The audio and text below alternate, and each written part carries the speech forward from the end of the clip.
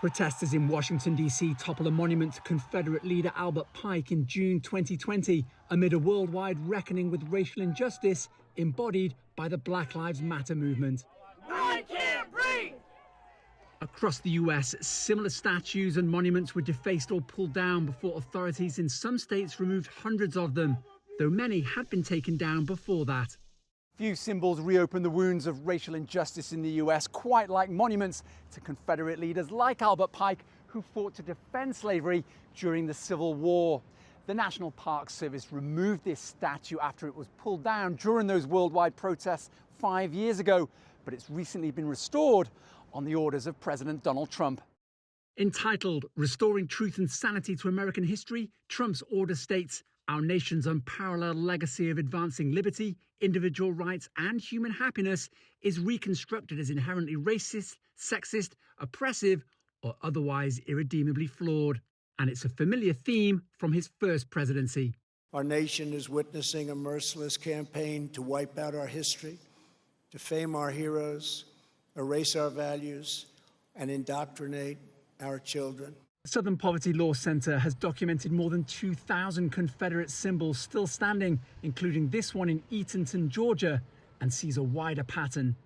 It is particularly horrifying to see the President of the United States want to erase slavery from our history, and to see that as negative history, which I think is unfortunate because the horrifying history of slavery in this country comes with a really beautiful and heroic history of a fight for justice.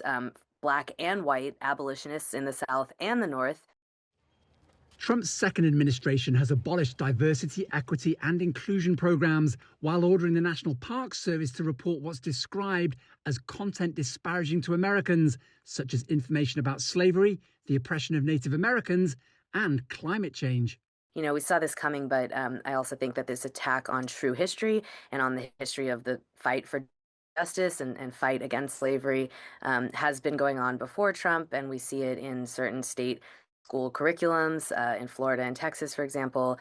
Some experts have long advocated for recontextualizing polarizing monuments rather than removing them from public view entirely. The monument was graffitied. It was covered by spray paint by protesters.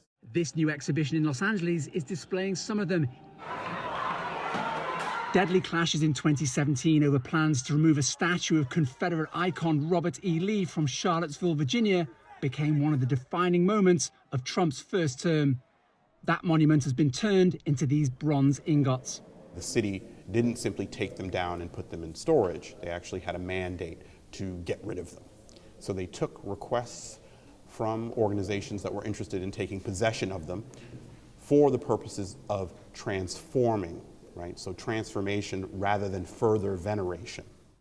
But in the US Capitol, despite a proposed bill to transfer the Albert Pike statue to a museum, it's been restored, including his accomplishments, but with no mention of his Confederate leadership.